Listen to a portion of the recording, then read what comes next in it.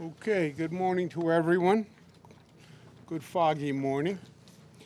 I want to acknowledge Mayor Barlow and thank him very much for his time this morning to come out with us. I also want to thank him for his leadership. We have with us the Commissioner of Homeland Security, Pat Murphy.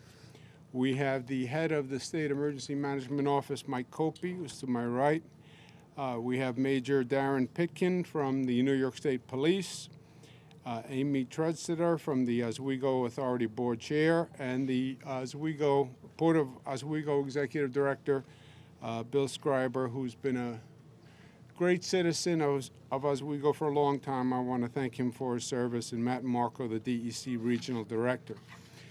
As everyone knows at this point, we are looking at possible flooding on Lake Ontario, Lake Erie. The water is now at flood level. The question is what the weather brings us during this week. Is there more rain? If there's more rain, the flood level would actually increase over the flood level because we're right at the mark now.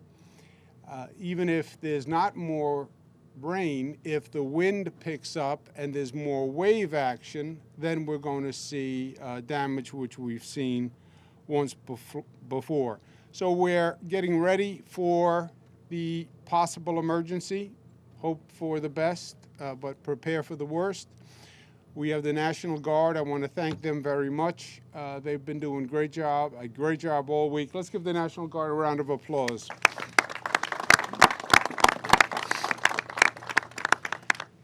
We've deployed about 100,000 sandbags right here in Oswego. We've deployed close to 1 million sandbags all across the state.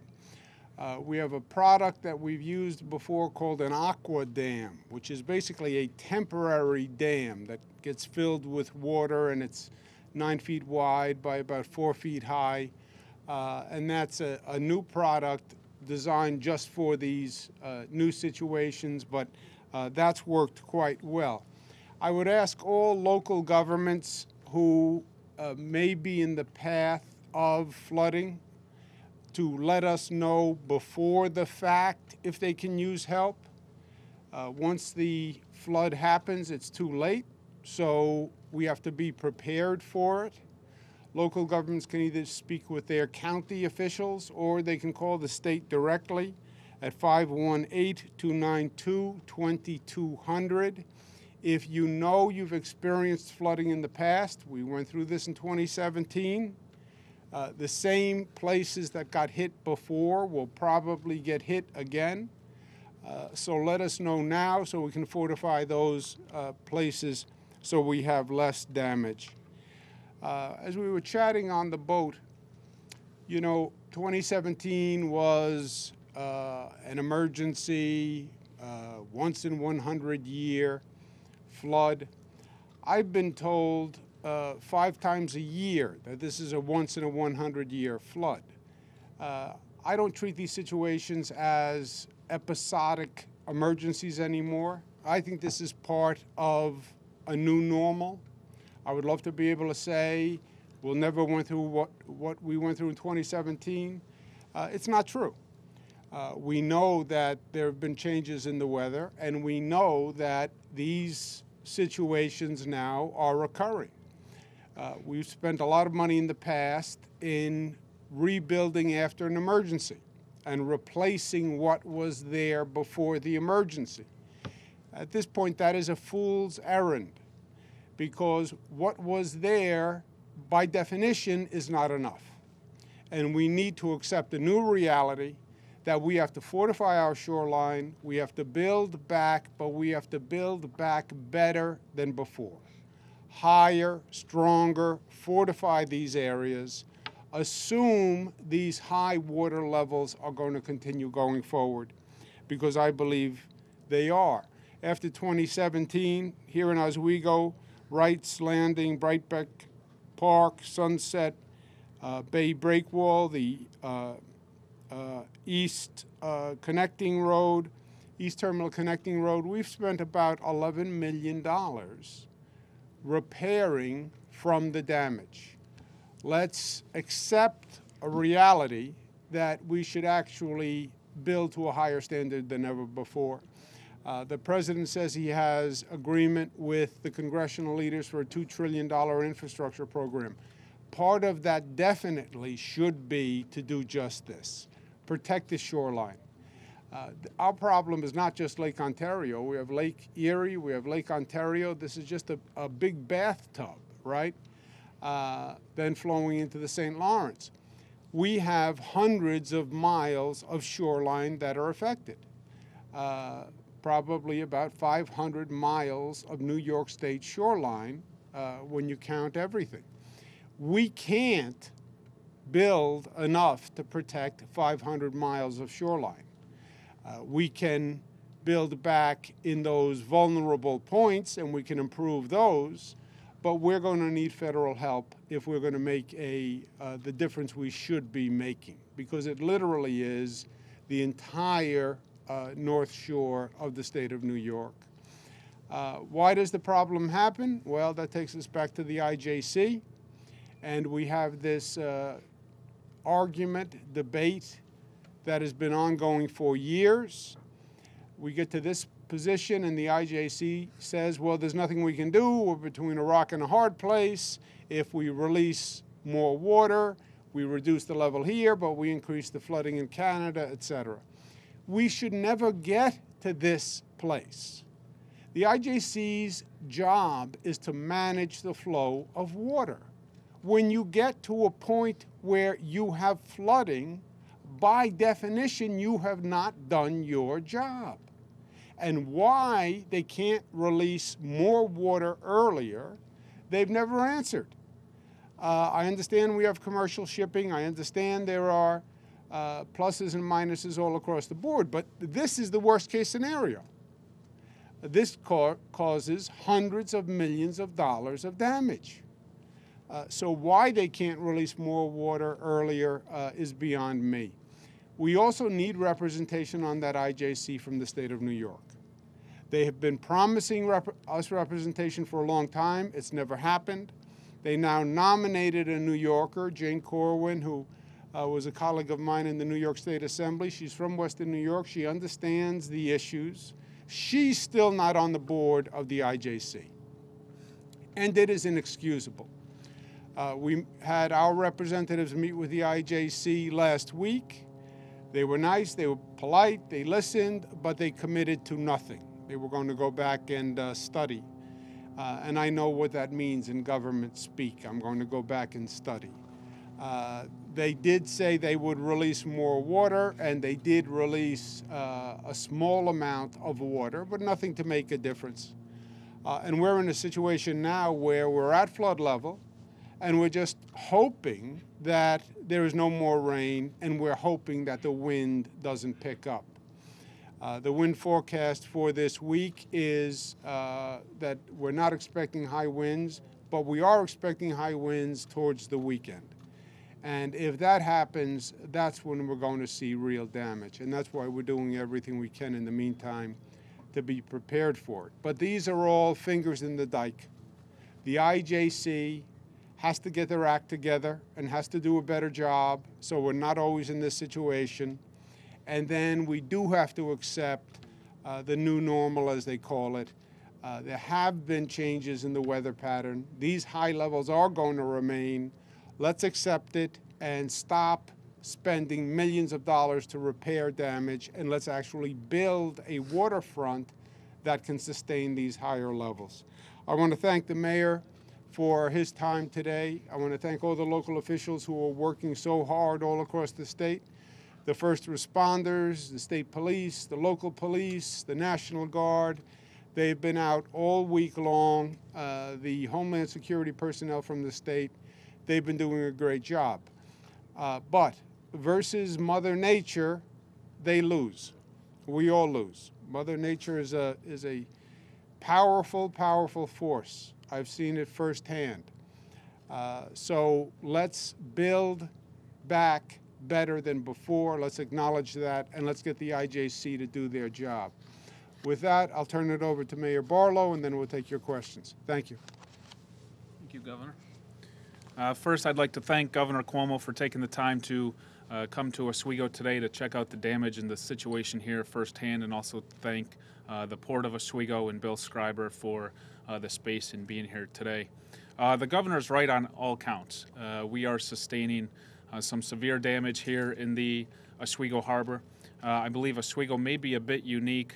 Thanks to the governor's support, we are in the middle of doing some improvements to our downtown and doing some waterfront improvements to try to attract people to our waterfront. But the high water is making that a challenge. While we're in the middle of doing these improvement projects, we are having to build and spend more money and more resources in taking the governor's advice and building the structures and the improvements higher than they were before. So in that regard, we're being a little proactive here in Oswego, and that's obviously a good thing, but I think the governor spoke to on it, and I appreciate his leadership on the issue.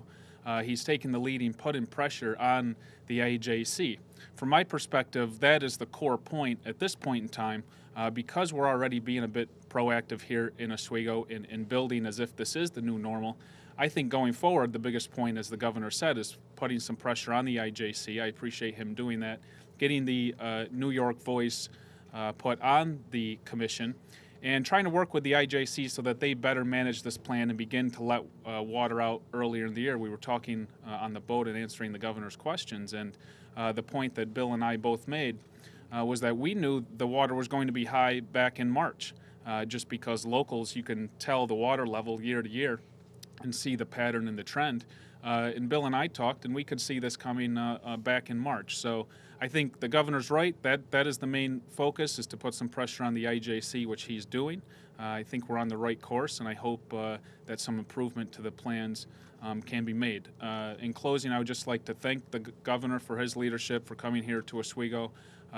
Since 2017, when the waters first came up and started to create some damage, the all state agencies and departments and his staff has been outstanding to work with. They have kept the funding flowing when we've needed it. Communication lines have remained open, and anything I've needed as mayor, as far as resources or funding here in the city of Oswego goes, he's made available and made sure that everything was here at my disposal to try to mitigate the impact of the issue. So I again thank him for his leadership and all the resources from New York State government, and appreciate you being here, Governor, again today and focusing on the issues in Oswego. Thank you. Thank you. Questions, comments? We're not responsible for the fog. Fog is a federal responsibility. I don't know if you know that. It's in the Constitution. So how close are we right now? You said we're at the flood level right now. How close are we to going over that level? You are at the flood level. That's true all across Lake Ontario. That's true in Lake Erie. That's true from Buffalo all the way across the state. You're at the flood level. If we have any additional rain, we're over the flood level. If the IJC does not continue to release water, we're over the flood level. At the flood level, if the wind picks up and you have waves, you are over the flood level. And that is the most likely scenario, that the wind picks up, the wave action picks up, and then we have a problem. Now, again, we hope that doesn't happen, but the likelihood is that it very well may. And on the mayor's point, look, accept the truth that situations like this will continue. Accept the truth that you have to rebuild the shorefront. And then say, well, if we have to rebuild the shorefront, how do we do it? There's even an opportunity in all of this. Oswego has, it's one of the main assets of Oswego, right? What does the lighthouse symbolize? The location, the water, the port. It's magnificent. It is magnificent. We already have tourists coming in from around the world to Oswego to fish. Okay, so if we're going to rebuild the shorefront, how do we build it back with that in mind? Create more of a tourism opportunity, more of an economic development opportunity, and build on the assets of Oswego. That's what we would do if we were smart and working together. Why don't we do it? It's funding. And the state has committed tens of millions of dollars, and we'll do as much as we can. But this is a fundamental transition in the infrastructure of this state and this country. 500 miles of shoreline, just New York State. Let the federal government pass that infrastructure act the way they said they would have years ago, and let's actually build a new waterfront that not only protects us, but enhances us and makes us stronger. That's our point. Governor, at the federal level, we are seeing, Republicans not acting on this. Is this a partisan issue, and if so, why has it come to this? There's no appointments to the IJC, do you expect that to come later, or? Well, they have a nominated person for the IJC. Why doesn't government in Washington work? If you have 3.5 hours, we'll go through that sometime. But to me, look, it's disgraceful because they make everything a partisan issue. And by the way, most issues are not partisan at all. Flooding affects Democrats and Republicans. Mother Nature doesn't come and knock on your door and say, excuse me, are you a Democrat or Republican? Okay, now I'll decide to flood, right? It doesn't work that way. Snowstorms affect everyone. Hurricanes, everything we've been seeing, that affects everyone. Everyone gets hurt by what's happening here in Oswego. And there's too much politics instead of just common sense. It's common sense. Take Oswego, take what's happening with the port, take what's happening with the marina and those properties. Mother Nature doesn't discriminate. She is a nonpartisan force. Let us be that smart. And by the way, that has always been New York State's way, right? We're Democrats, we're Republicans, we're New Yorkers first, and we act in the best interest of the state and in the best interest of each other. And we've gotten to a place in Washington where everything is politics. Everything is politics. You know what? When I got sworn in as governor, I did not get sworn in as a Democrat. I didn't get sworn in as a Republican. I got sworn in as a New Yorker. And that's who I represent, every New Yorker. If we're waiting for things to happen on the federal level, the residents here can't wait. What should they be doing right now? Well, we're not waiting for the federal government, right? It would be foolish to wait for the federal government because the federal government has disappointed us over and over and over and over again.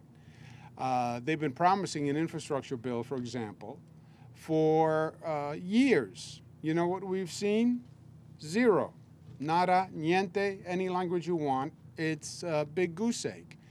This state is investing more in infrastructure than any state in the United States of America, $150 billion. And I'm proud of that. Why? Because the infrastructure is crumbling and it doesn't wait for Congress to act. So we are already doing more than any state in the country, roads, bridges, shoreline, et cetera. And we've done tens of millions of dollars to Oswego, over $100 million since 2017 to repair the damage of 2017. I want to get past the point, though, of just repairing damage, and I even want to get past the point of repairing and improving small pockets. We have an opportunity to do a grand master plan to redesign the shoreline. It'll be good for our economy, it will be safer, it will be better for the environment, and that's a real investment, right? Because at this point, it's not about us, it's about making sure the place we leave behind is better for our children. And we know now what we have to do to make this place better for our children. We just have to do it. In the meantime, the state is here as a full partner. We're going to do everything we can. We're working with the mayor, we're working with the county, we're working with local governments all across the board. And as I said before, if local governments in the immediate, if a local government knows that they've had flooding in 2017 and they know where the flooding is, they should contact the state because we can sandbag, we can bring in the aqua dam, et cetera. and they shouldn't wait for the problem. The phone number is 518-292-2200, 518-292-2200. If we know we're looking at a possibility of high winds towards the end of the week, and that would be flooding, don't wait for it to happen. Call us before. We have the National Guard ready. We have equipment ready. Let's do the preparations beforehand. Thank you very much for taking the time.